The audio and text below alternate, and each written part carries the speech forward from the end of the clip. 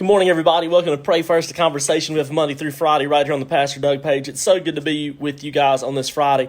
As many of you know, Friday is my day off. I consider it my Sabbath. It's the day I rest. It's the day I do not work.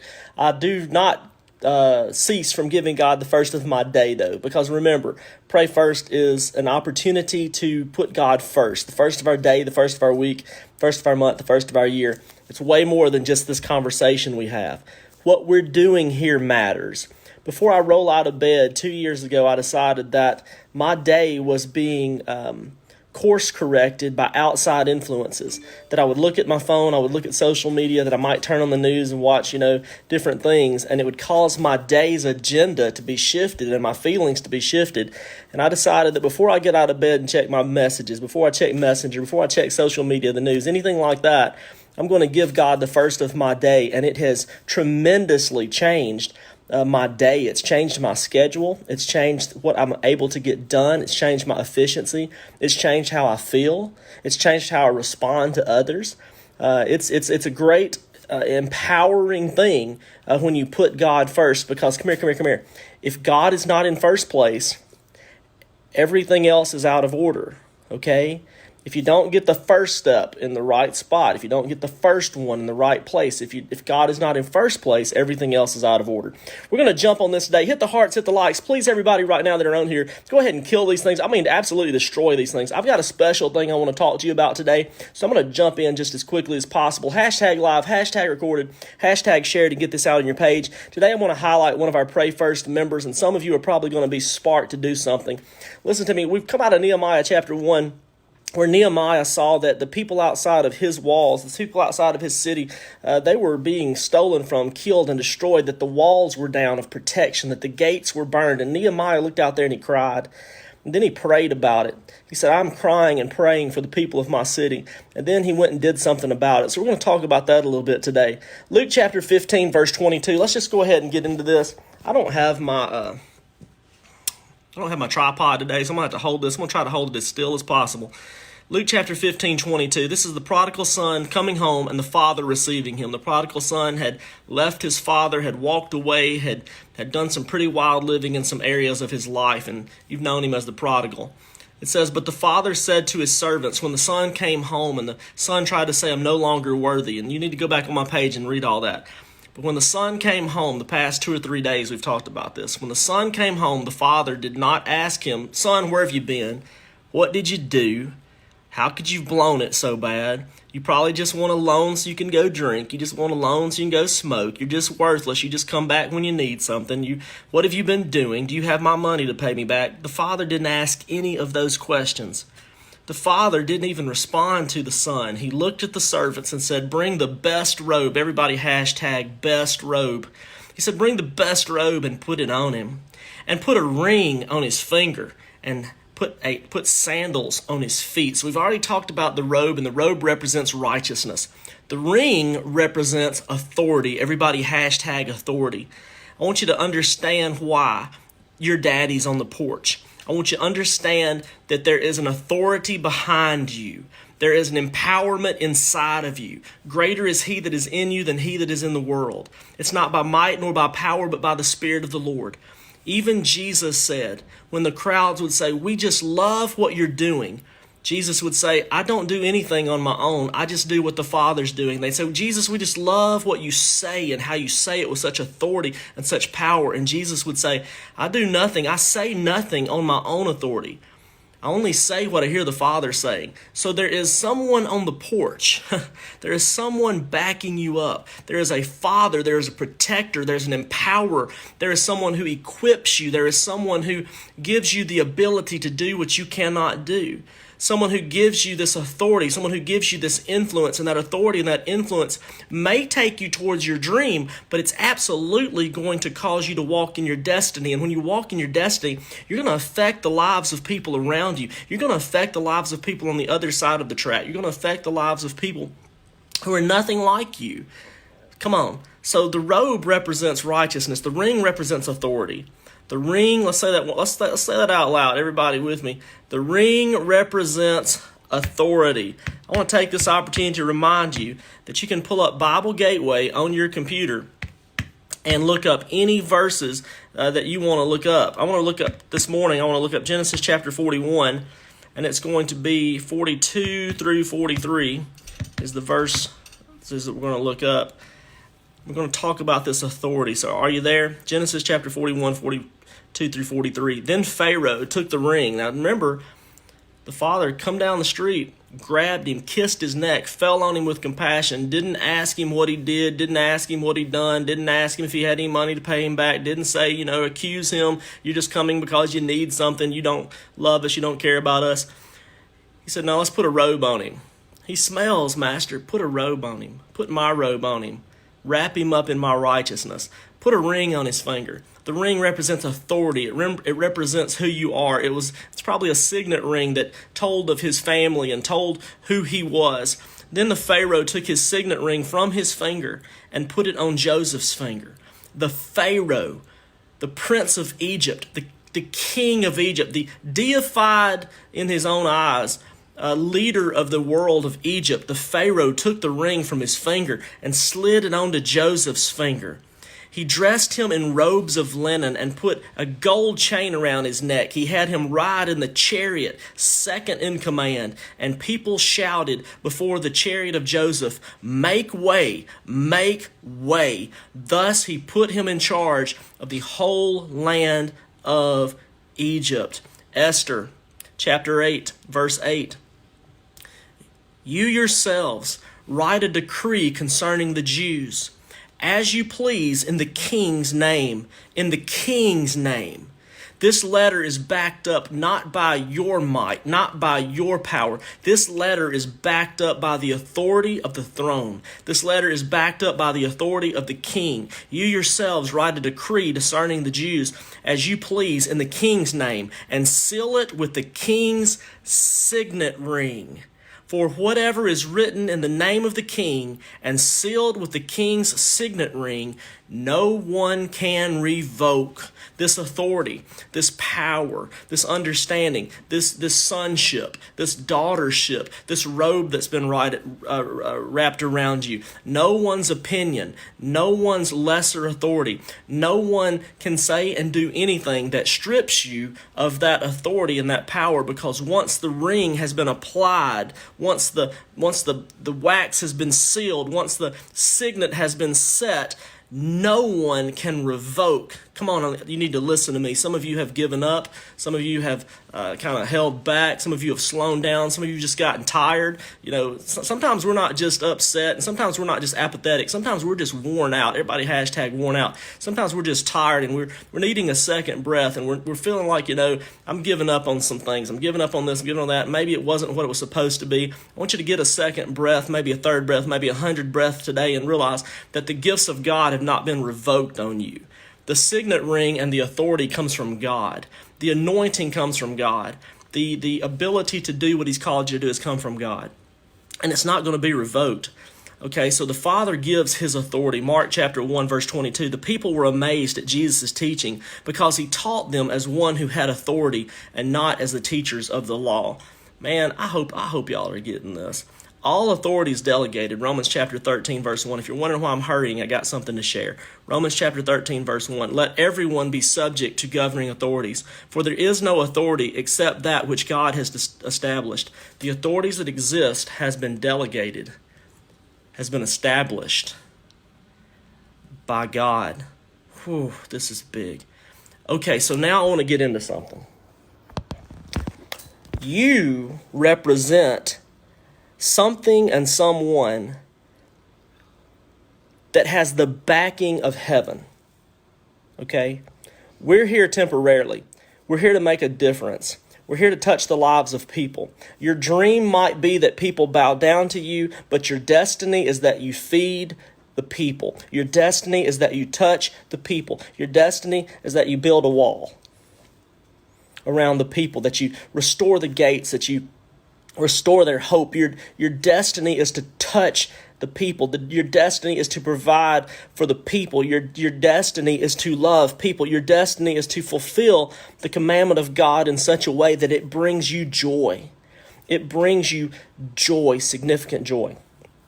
So as the last week and the week before and probably for a couple of weeks now, we've talked about Nehemiah getting out and doing something, looking at the plight of his city. And we asked the question, a better question than what needs to be done about me in 2020 is what needs to be done around me. What needs to be done around me? How can I love people? How can I help people? How can I serve people? How can I use my pain? How can I use my hurt? How can I use my setbacks? How can I use my evaluated experiences to go and affect other people's lives? How can I go and say, look, here's what I did stupid. You don't need to do this stupid thing. You don't have to do this stupid thing. How about you learn from my evaluated mistake? Why don't you learn from my evaluated sin? Why don't I help you with my knowledge and experience? I want to tell you about someone who's doing something about what breaks their heart. They took the messages here at Pray First, they took the teachings here at Pray First, and they took them to heart. And as they took them to heart, it healed their heart. And it's began to heal in such a way that it's been 13 and a half years of pain and hurt and suffering that is about to be unloaded on a certain particular area. I want to tell you about someone who's in this room right now, and we know her as T. Joe. Everybody say hi, T. Joe. T. Joe, would you post something out there? I see some hearts popping up right there. But T. Joe lost her son, Ricky, to a drunk driver in a tragedy in 2006. I want everybody to hashtag Ricky. I just want, one of the things that I have learned and one of the things that I teach is that you do not forget their name. You do not stop speaking their name. You keep their dream, their memory, you keep them alive in you. And since my parents are gone, a lot of times I now see my father and I see my mother. And by the way, their names are Jimmy and Annie Bell. Everybody just hashtag Ricky out there. Get Ricky's name out there. Hi, T. Joe, I see you out there. She lost her son to a drunk driver in 2006. And she has been living in a fog of pain and suffering. Some of you out there right now know, you may not know how T. Joe feels, but you know how you feel because you've lost children.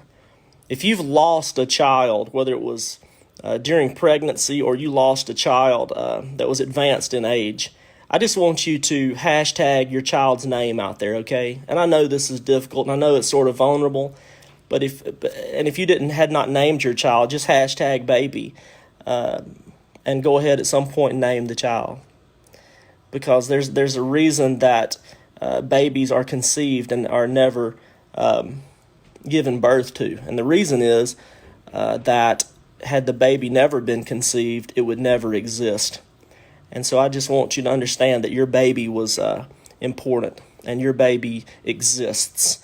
So everybody hashtag Ricky, and hashtag if you've lost a child. Maybe it was a baby or maybe it was a name, but post that out there. I want us to remember. I also want you to know we love you. And yeah, we love you. There's no reason to elaborate on that.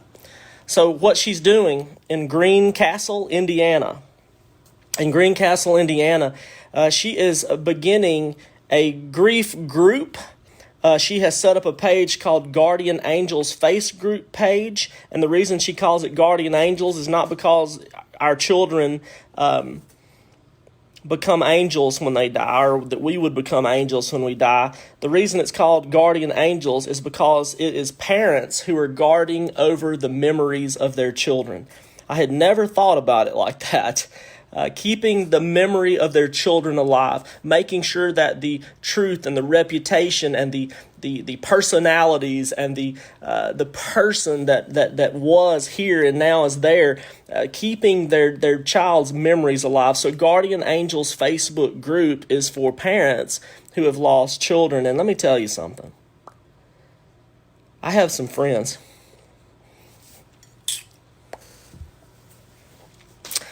I have a whole bunch of friends, and a lot of you are on this group right now who have lost children.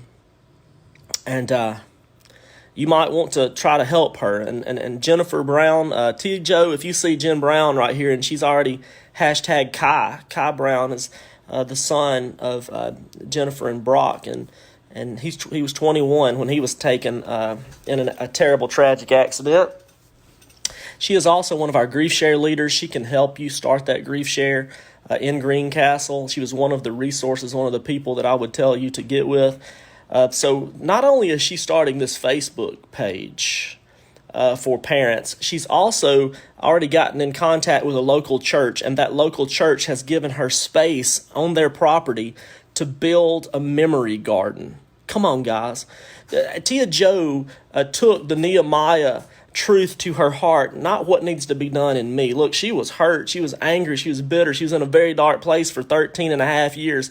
But now God has just breathed life back inside of her. And she said that when we talk about, might not be able to change the whole world, but we can change somebody's world, that has inspired her to do something, that the Nehemiah story has inspired her to do something. What breaks her heart has inspired her to do something. So she's going to build a memory garden where she's going to put bricks of the names of children who have been lost in that garden. There's going to be flowers, there's going to be rocks, there's going to be benches, there's going to be a gazebo, there's going to be a place for people to come and sit and remember and talk and share and heal together. Share their, when I say heal, I don't ever mean they're going to lose their pain. I don't think that's what healing is in this instance. I think it's that they're going to move forward and do something to help others and love others and keep the memory of their children alive. So there's going to be a building of a memorial garden. And also, hey, Greencastle, Indiana. I got a whole bunch of new followers from Greencastle, Indiana on yesterday. If you're from Greencastle, just hashtag Greencastle. You guys have a grief support group that is beginning on Tuesday night, February the 4th at 6:30. I'm going to say that one more time. Tuesday night, February the 4th at 6:30. There's going to be a grief support group starting there. I want everybody in this room right now to hit the hearts, hit the likes, and let T. Joe know that you are supporting her and that we're here for her. Just going to start just blowing those things up. T. Joe, I want you to watch this. I want you to see this. There are 52 people in here live. There's a whole lot more people. Here's one of my points. You can do something where you are. T. Joe's doing this out of answering the question, what breaks her heart? What breaks your heart? You can do something where you are. You walk in the authority, say, well, I don't have any experience. I don't have any business. I don't have any influence. You walk in the authority of Jesus Christ. He's wrapped you in a robe. He's given you a ring. Let's do the one with actually has a ring. Given you a ring with things that cannot be revoked. So I'm going to say this one more time. T. Joe, we're proud of you. You're making a difference. Our Pray First family scattered all over the world, Georgia and Uganda, you're making a difference. Glory McNeese in Holly Springs, you're making a difference. Jen Brown in Olive Branch, Mississippi, you're making a difference. You guys in this group who are going out and doing something about what breaks your heart, you're making a difference. So shout out to Greencastle. Shout out to people who look around them and say, they're hurting, I can do something about this, and then taking steps. Here's another thing. We're going to be helping with this opportunity in Greencastle. We'll probably be making a trip up there, so if some of you want to meet me there, we can all meet at Greencastle, Indiana when we talk about this and maybe have the dedication of the gazebo. How about that? And T. Joe, if you're wondering and you're thinking, I can't afford that, I can't take care of that. If I were you, I wouldn't worry about that. I'm going to read this and I'm going to pray for you. Here's what she says on the page. T. Joe writes, I created this group because for 13 and a half years, I wish we'd had something local for parents that have lost a child, to go and talk to other parents that have been where they are. Someone who could tell us what is next in this mixed up waves of feelings that's going to come. That it's okay not to get out of bed for 2 days, or it was okay to shower or change or get out of your pajamas while your other friends were telling you really needed to get up and out of the house. Someone to tell me it was okay to go on vacation. Someone to tell me that I could go out and enjoy myself without feeling guilty. Someone who could tell me that I could go to a concert without feeling like I was living life and forgetting my child. We are here to support one another, to show each other that we are not alone in our grief. We are all in different stages of our grief, and that's okay, because tomorrow we'll be in a different stage than we were today. What we are not and will not be is here to disrespect anybody else's feelings or make them feel they should be in a different stage than the one they're in. There is no bullying on this page in any of our meetings and at any of our meetings. If you do, we will ask you to leave or we will delete you and not allow you back. We all have our thoughts, opinions, and feelings, and we don't always agree with each other. But keep your thoughts to yourself until you leave, to show no disrespect to someone else's grieving process. Guys, woo! Let me pray for you. And let me tell you, if you are inspired by what T-Joe has done, you can do it too. Father, right now in the name of Jesus, I pray for everybody listening, everybody watching. God, I pray that right now a flame would be blown upon with pure oxygen, or that it would be explosive, that, hey, I've got to do something about what breaks my heart, because there are people who need to be loved around me. Think about it. Answer that question in 2020. Not what needs to be done about me, what needs to be done around me. And all God's people said, amen. Love you guys. Hit some hearts, hit some likes, go crazy on the hashtag live, hashtag recorded, tag, go to my page and tag people's names in there, share this out, get this out, because who knows? Somebody might be watching and say, hey, I want to do that where I am. And we'll help them do it. Bye, guys. Love you.